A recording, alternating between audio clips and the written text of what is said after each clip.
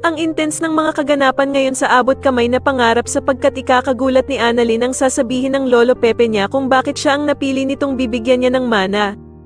Dito nga ay kakausapin ni Don Pepe si Annalyn ng masinsinan at sasabihin niya ngang siya ang bibigyan niya ng majority share ng ipapamana niya.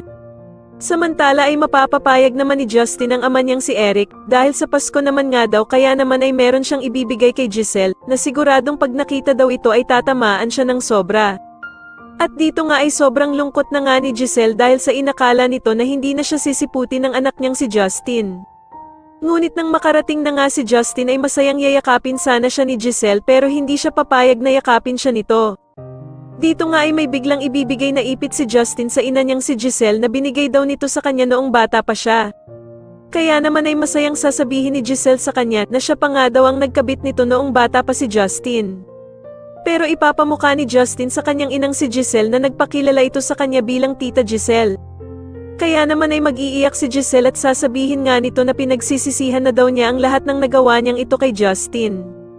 Samantala matapos nga ang ginawang pag-utos ni Don Pepe kay Kin ito para hanapin ang kanyang apo, ay malalaman niya ngang buhay pa ang anak ni Giselle. Gagawa naman ng paraan si Giselle para makausap ang kanyang anak na si Justin matapos nga nitong malaman na buhay pa pala ito na ang akala niya ay namatay na. Kaya naman ay magpapasama si Giselle kay Annalyn sa isang restaurant para makipagkita sa anak niyang si Justin.